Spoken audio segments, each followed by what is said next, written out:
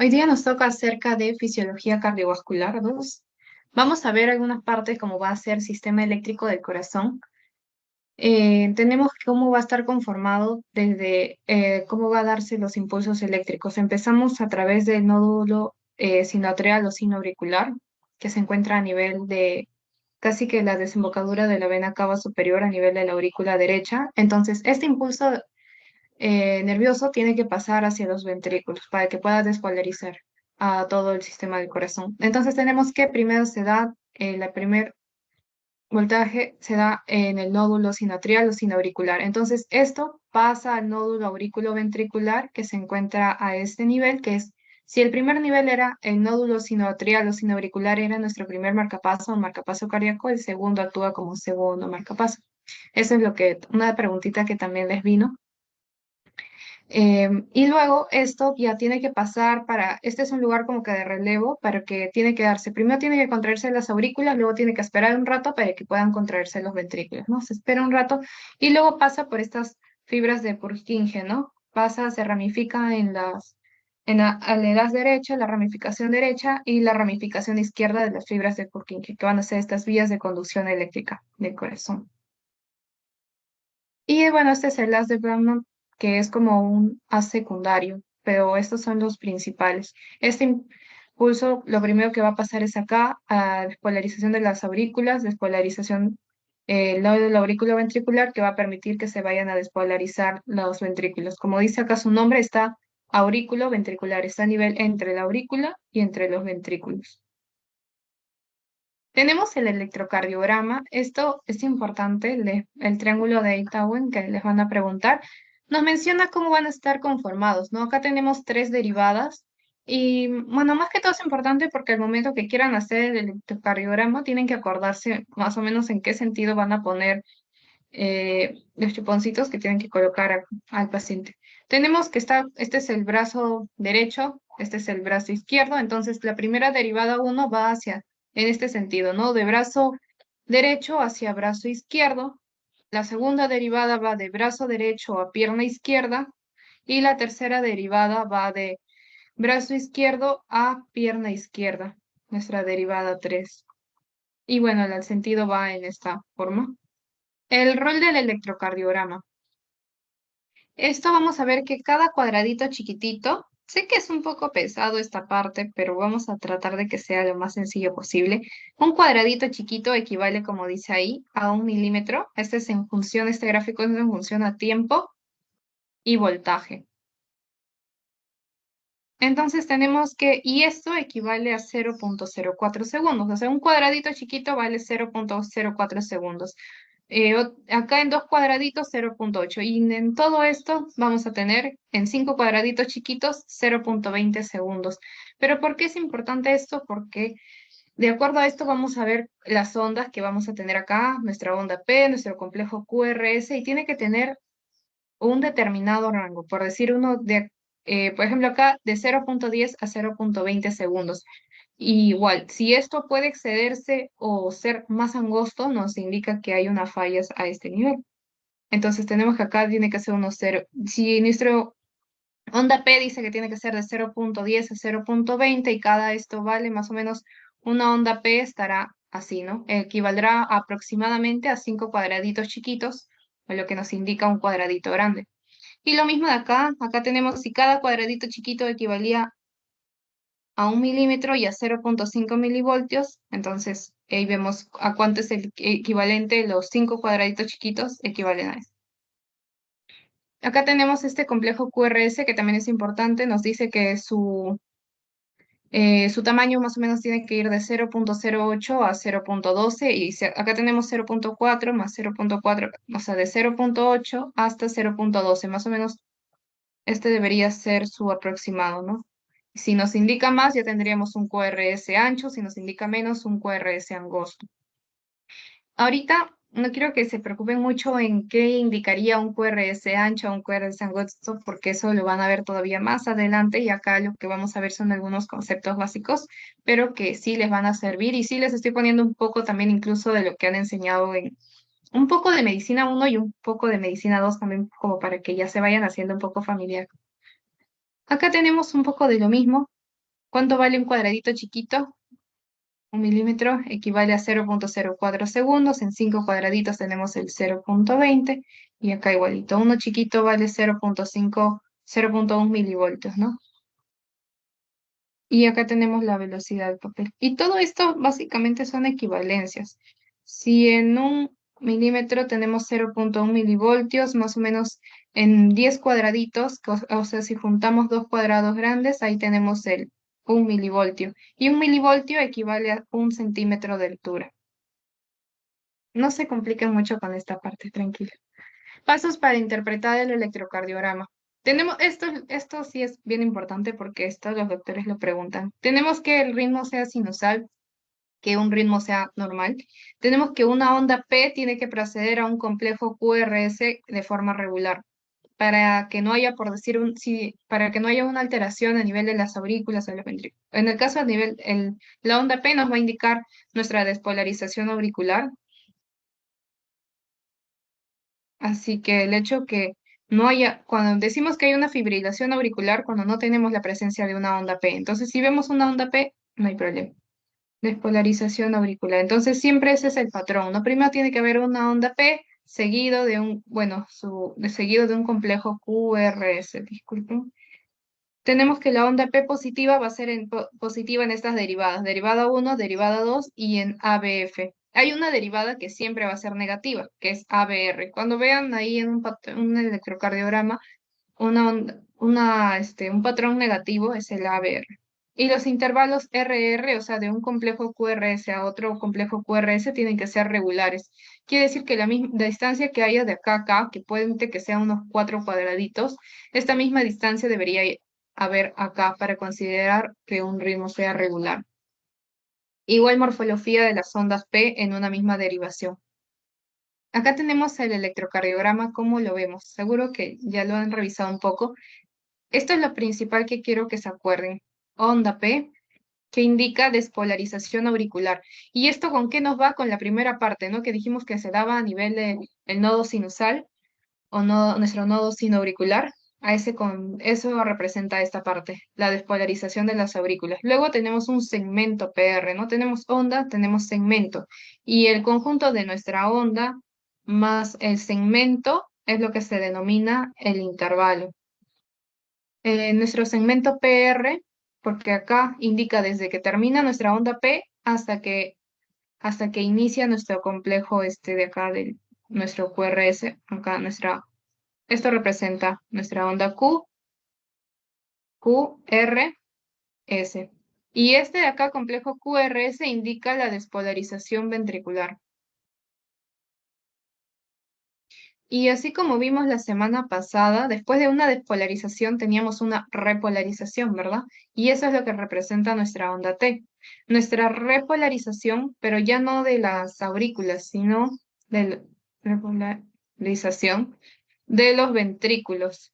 No hay de las aurículas, podría decirse que en teoría no hay, porque en realidad se dice que la repolarización auricular está metida dentro del complejo QRS y que por eso no es visible. Entonces, esto es lo que en un electrocardiograma normal lo que van a ver es su onda P, que les dice que tiene que estar precedida de este complejo QRS. Primero tenemos, antes del complejo QRS, tenemos nuestra onda P. Tenemos este espacio PR que tiene que ser así, tiene que ser regular, tiene que tener una longitud precisa y no tiene que, por decir, ser muy prolongado, porque si no nos indicaría que el tiempo para que se pueda despolarizar o contraer los ventrículos es muy prolongado. Entonces, eso podría indicar que hay un bloqueo de primer grado, lo que van a... eso sí les he mostrado para que ya se vayan haciendo un poco familiares. No he puesto tampoco el de segundo, pero yo creo que con que vean el de primer grado, eso está bien. Nuestra onda U no le tomen, podría decirse que mucho no viene mucho, no es algo que se encuentre regularmente. Esto puede verse en casos como hipocalemia o en casos patológicos, pero no es lo común. Siempre fíjense esto. Como les dije, también ver la onda P que esté presente y también tener en cuenta el segmento ST. Cuando un segmento ST, por así este es un nivel, pero a veces el segmento ST se encuentra elevado. Eso a veces, elevado o deprimido. Eso a veces se relaciona con infartos o con infarto de miocardio porque no hay una correcta repolarización ventricular, ¿no? Entonces, a nivel de los ventrículos, ahí hay una falla que no puede repolarizarse adecuadamente. Entonces, esto es lo que quiero que se acuerden. Onda P, despolarización aurículas, QRS, ventrículos, despolarización, y esto que parece que fuera broma, pero que ha venido ya una pregunta en un examen pasado, ¿no? Repolarización ventricular. Y este es el que les mencionaba, su segmento PR, que nos marca desde el final de nuestra onda P hasta nuestro inicio de nuestro complejo QRS. Este es nuestro segmento PR. Y es el resultado a través de la conducción del nódulo auriculoventricular, ¿no? Dijimos, comenzaba nuestro nodo sinusal, pasaba nuestro nódulo auriculoventricular. Eso nos indica nuestro intervalo PR.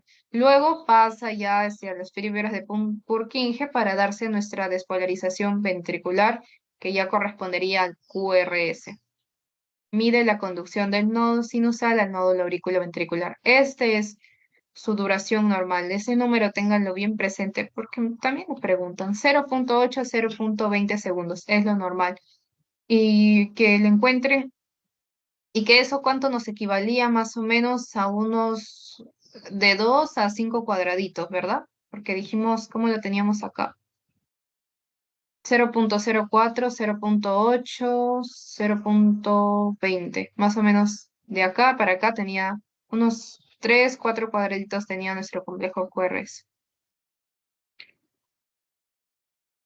Cálculo de la frecuencia cardíaca. La frecuencia cardíaca que ya la conocemos, cuánto va de 60 a 100, más de 100, la taquicardia, menos de 60 bradicardia. ¿Cómo hacemos este cálculo? A nivel del electrocardiograma, medimos esto. Dijimos que teníamos nuestro complejo QRS, este es nuestro R, este es nuestro R. Y para decir que un ritmo es regular, esta cantidad de cuadraditos tiene que ser la misma en todas las derivadas. Esto también prestan atención que aunque pueda parecer un poquito de repente cansado o aburrido, esto les viene y cuando ya estén rotando en medicina, medicina 1, medicina 2, le van a preguntar ya de frente, ¿no? ¿Cuál es la frecuencia cardíaca? Y ustedes simplemente, y mirando simplemente esto, lo calculan. Pueden sacarse de dos maneras, dividiendo 300 entre el número de cuadraditos grandes, en este caso, a ver, 1, 2, 3, 4. La frecuencia cardíaca me sale 300 entre 4, es un aproximado. O dividiendo 1500 entre el número de cuadraditos chiquititos. O sea, multiplicamos básicamente, ¿no? ¿Cuántos cuadraditos chiquitos hay acá? 5, 25. 1500 entre, bueno, no, acá hay menos.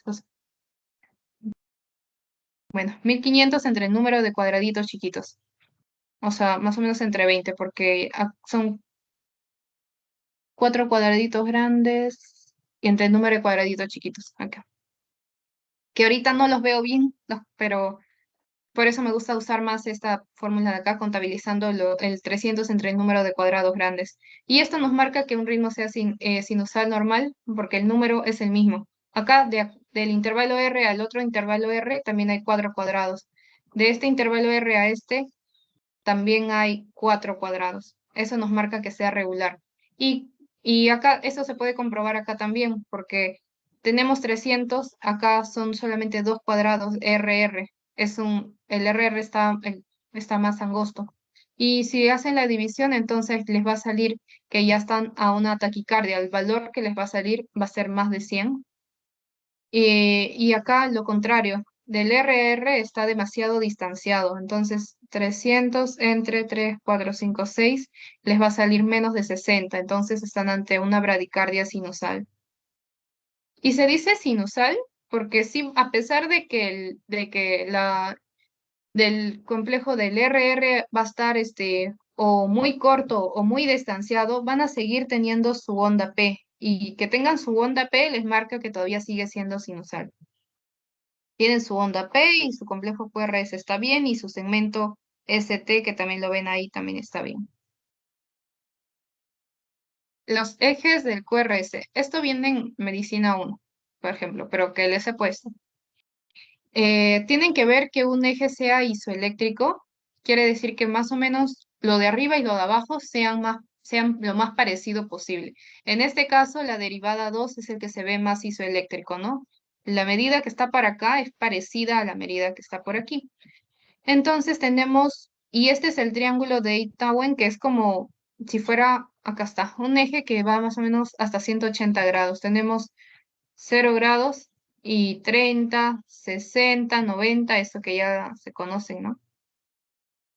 Y lo mismo van avanzando, 120, 150, 180 en sentido positivo y lo mismo ocurre hacia arriba en sentido negativo. Entonces tenemos que nuestra derivada 2, ¿cuál es su perpendicular acá? ABL, disculpen, ABL. Y ABL, ¿cuál es el valor? Menos 30 grados. Entonces el eje acá en la derivada 2 sería de menos 30. Otro ejemplo, acá, ¿cuál es el que vemos más isoeléctrico, más parecido? Este de aquí, derivada 1. La derivada 1 tenemos a este nivel y su perpendicular, ¿cuál es? ABF, ¿no? Y ABF aquí equivale a 90 grados. Entonces, así más o menos se va haciendo. Y si ven la derivada 3, ¿con quién va? O con ABR, ¿no? Y recuerda, o con ABR que está siempre en negativo. Y más o menos es eso, buscan una perpendicular. Si les preguntan por la derivada 2, su perpendicular sería este de aquí, ABL menos 60. Si buscan una derivada 1, va también o con ABF, más o menos. Bradicardia sinusal. Esto sí ya es de medicina 2. Tenemos una frecuencia cardíaca, le dijimos en bradicardia cuando era menos de 60 y es un ritmo regular porque vemos que, bueno, lo pueden contabilizar, pero más o menos se ve, ¿no? Que de R a R es la misma distancia, no se ve distinto, así que es un patrón regular. Nuestro P y nuestro QRS son normales, están presentes, aunque se ve acá un poco desorganizado. No suele tener un significado patológico, solamente que están presentes, pero está muy prolongado. Acá más o menos, ¿cuánto creen que haya? 3, 4, 5, 6, 7. Dividen 300 entre 7 y el resultado que les salga va a ser menos de 60 y les va a indicar que están ante una bradicardia. Y de por sí ya se ve porque el RR no puede estar tan ampliado. Y más o menos esa es la importancia de conocer cuánto vale o los centímetros o los segundos, mejor dicho, que tienen cada complejo. Este de aquí, bloqueo auriculoventricular de primer grado. Va presentado un ritmo regular, ¿ya? La P y el QRS son normales, están presentes, pero ¿y qué es lo que ocurre acá? Que el PR, el segmento PR que les comenté que iba, ¿no? De 0.08 a 0.20, está más de 0.20. Esto que parece que no fuera es su onda P. Bueno, y de su onda P hacia su complejo QRS está más distanciado de lo normal. Y eso indica que hay un bloqueo auriculoventricular. Se demora demasiado la contracción para que pase desde las aurículas hacia los ventrículos. Este trayecto dura mucho, entonces por eso indica un bloqueo auriculoventricular. Acá, mira, tenemos aquí está nuestra onda P. Nuestra onda P, acá está nuestro QRS. Y tal vez no, desde acá no contamos cuántos cuadraditos hay, pero desde acá ya podemos ver que este segmento PR está prolongado, ¿no? Posiblemente más de 20. Y este segmento prolongado, eso es lo que indica. Así que esa es la relevancia de saber cuánto mide el PR y de saber si está prolongado o si está angosto. Con respecto a la hemodinamia, vamos a tener dos tipos de flujo laminar, flujo turbulento. Se dice laminar cuando esta es la manera básicamente como va en sentido paralelo, y su velocidad va a ser máxima, más velocidad a nivel central.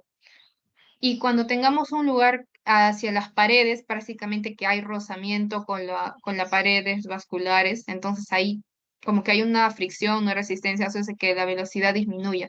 Entonces hacia la parte de acá de las paredes vasculares va a ser menos velocidad y hacia el centro vamos a tener mayor velocidad. Y este es un flujo turbulento, ¿no? Que parece un flujo así, todo errático. ¿Y cómo lo vemos? ¿Qué nos establece el número de Reynolds? Este también, ojito con este, porque ya han visto seguro que aparecía en una pregunta y lo pusieron. Nos permite establecer si un flujo laminar es laminar o es turbulento. Y mediante esta fórmula, ¿no? Utiliza la densidad Utiliza el diámetro del vaso sanguíneo, la velocidad del flujo sanguíneo y dividido sobre la viscosidad de la sangre. Nos establece que un número menos de 2000 indica un flujo laminar y un flujo más de 2000 nos establece que un flujo es turbulento. Entonces, ¿qué nos representa el número de Reynolds? Eso, ¿no? Si un flujo es laminar o es turbulento. Un gasto caudal, eh, el gasto caudal lo vamos a tener por nuestra área multiplicado por la velocidad. Si tenemos que el área de la aorta es aproximadamente 1, bueno, el área, ¿no? ¿Se acuerdan? El área pi por radio al cuadrado, entonces ya. El radio de la aorta es 1 centímetro al cuadrado y multiplicado por el 3.14, ya nos da lo mismo. Esta área multiplicado por una velocidad, en este caso de 30 centímetros, esta multiplicación nos da el resultado para sacar el gasto caudal. En resumen, a mayor área va a corresponder una menor velocidad. Entonces, es de lo que hemos tenido, desprendemos esta fórmula, que la velocidad va a ser igual al flujo caudal. Es lo mismo que ya teníamos acá. Sí. Nuestro caudal es igual a nuestra área por la velocidad. Y si solamente cambiamos los valores de la fórmula, queda nuestro flujo caudal dividido entre nuestra área es igual a la velocidad. Y entonces todo lo que está para arriba directamente proporcional, o sea, cuando tengamos más flujo, más velocidad, y si tenemos un área más chiquitita, a menor área, la velocidad también va a ir aumentando. Y es lo que vemos acá. Cuando tengamos un menor área, nuestra velocidad va a aumentar, y si aumenta la velocidad, nuestra presión va a disminuir. Es lo que vemos aquí. Entonces, en este lugar tenemos un área más pequeña, nuestra velocidad como va a ser mayor, velocidad aumentada, y nuestra presión va a estar disminuida. Pero en un lugar que tenga un mayor área va a ser lo inverso. En mayor área va a tener una menor velocidad y una mayor presión. Pareciera que no tiene mucha lógica, pero en base a la fórmula así es. ¿Qué nos dice esto? Que la presión ejercida por un fluido disminuye a medida que la velocidad de ese fluido se va a incrementar. Y esto es lo que vemos acá. Nuestro gasto cardíaco, que ya vimos la semana pasada recordando, ¿no? Es igual a nuestro volumen de eyección por la frecuencia cardíaca. El volumen de eyección aproximado era de unos 70, que multiplicado por una frecuencia cardíaca que iba de 60 a 100 y que tenía un aproximado de 70 también, era lo que hacía que el gasto cardíaco sea casi 5 litros. Entonces, este va a ser directamente proporcional al flujo e inversamente proporcional al área. ¿Por qué? Porque en lugares que tengamos un área más pequeña, vamos a ver que la velocidad va a ser mayor y nuestra presión menor. Y en lugares que tengamos un área muy grande, nuestra velocidad va a ser menor y nuestra presión va a ser mayor. Relación viscosidad-área con velocidad. Tenemos arteria grande y capilares.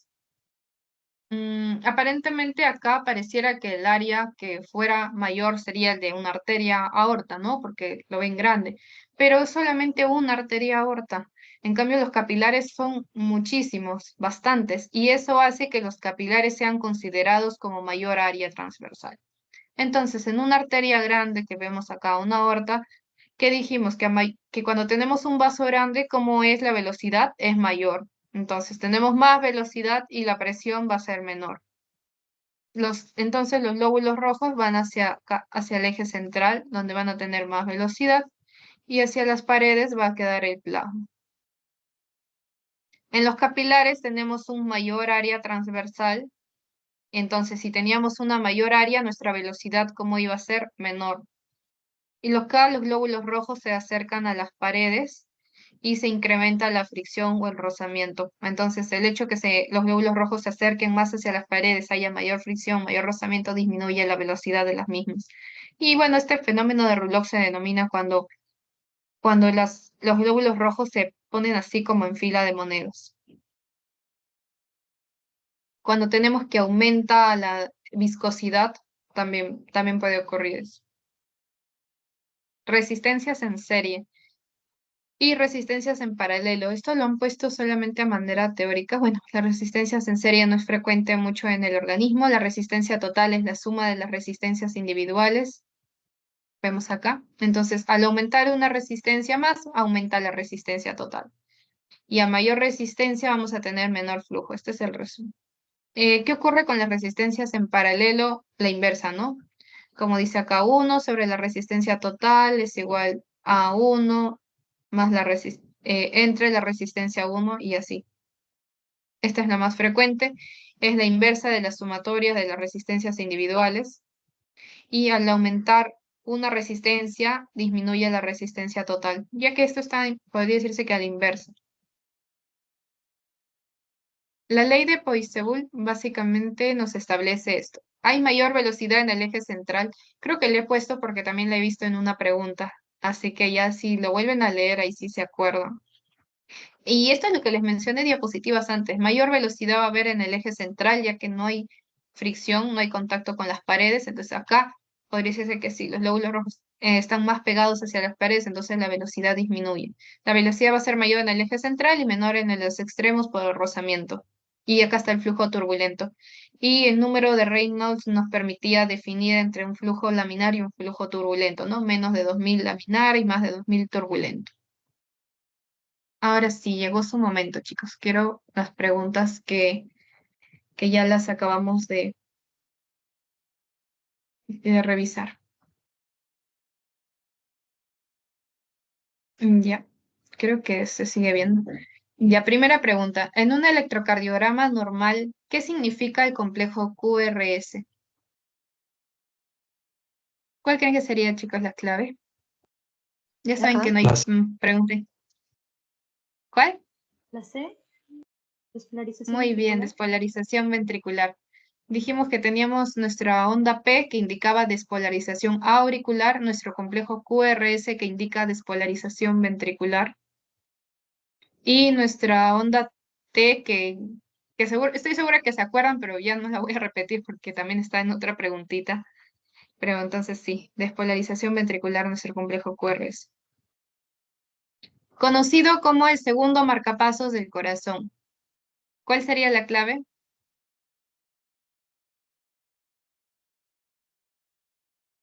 El nódulo auriculoventricular.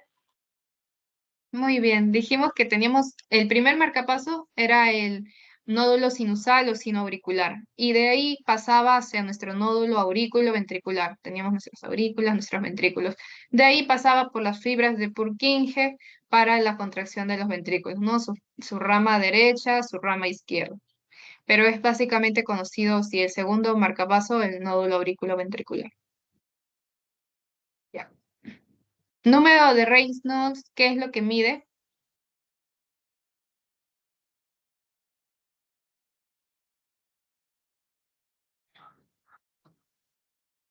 La letra A, Sí, muy bien. Dijimos que nos permitía establecer si un flujo era laminar o si era turbulento. Ya.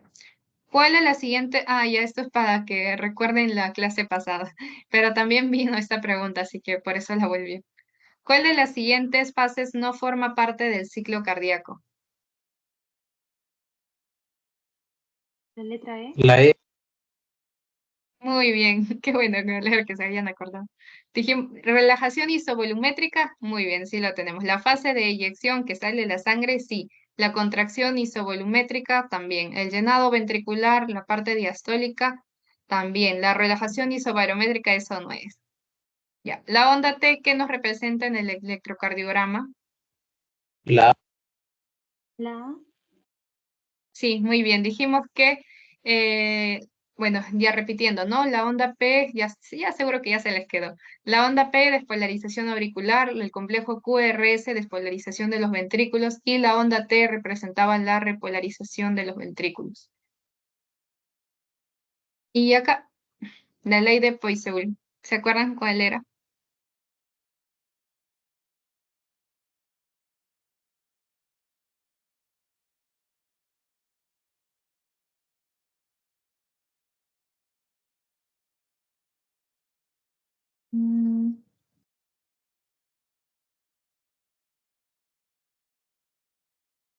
Ya me parecía que no, ¿verdad? A ver, lo vamos a volver a poner. Decíamos que en la ley de Poiseuille teníamos mayor velocidad en el eje central y menor en los extremos por el rozamiento. Directamente proporcional a la longitud del vaso, no. La velocidad del flujo es inversamente proporcional al gradiente de presión. La velocidad es inversamente proporcional más bien al radio del vaso, ¿no? Porque dijimos que cuando tuviéramos un mayor área, la velocidad iba a ser menor. Y cuando tuviéramos un área más grande, sí, cuando tuviéramos un área más grande, la velocidad iba a ser menor. Y a menor área, la velocidad iba a ser mayor. Básicamente eso también es lo que establece acá. Ya chicos, a ver. La clase pasada creo que, ¿verdad? Fue un poco más larguito. Esas preguntas, repásenlas. Espero que vuelvan a venir algo parecido. Acá recuerden siempre, acá tenían su nodo sinusal. Como les dije, pasa a su nódulo auriculoventricular y pasa a nivel de las fibras de Purkinje. Su rama derecha, su rama izquierda. Esto indica nuestra despolarización de los ventrículos. Acá está ese paso previo entre la despolarización de las aurículas y la de los ventrículos. Ahí queda nuestro nódulo AB, es nuestro segundo marcapaso. Y el primero sí es este de aquí, su nódulo sinusal. Su triángulo de Intaue, para que se acuerden. Esto es básicamente de referencia para que se acuerden cuánto mide más o menos el complejo QRS, cuánto mide el intervalo PR.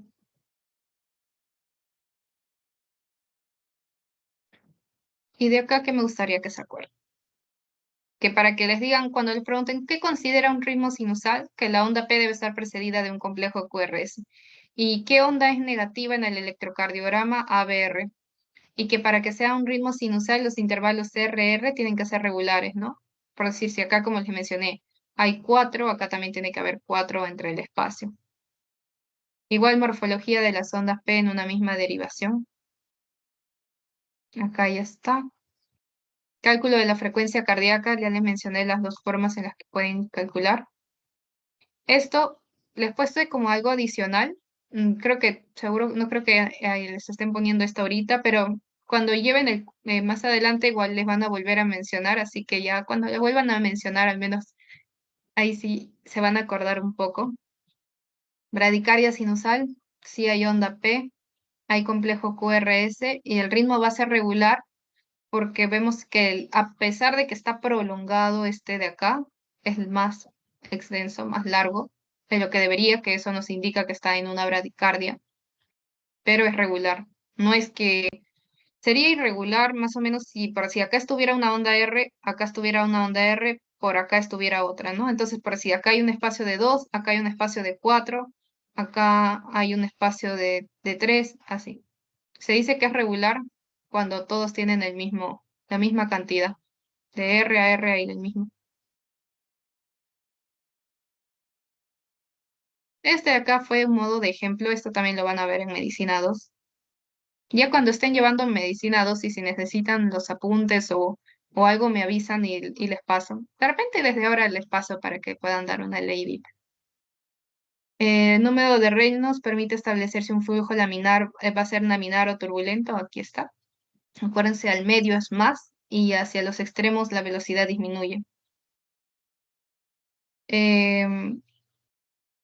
De acá que se desprendía la fórmula esta.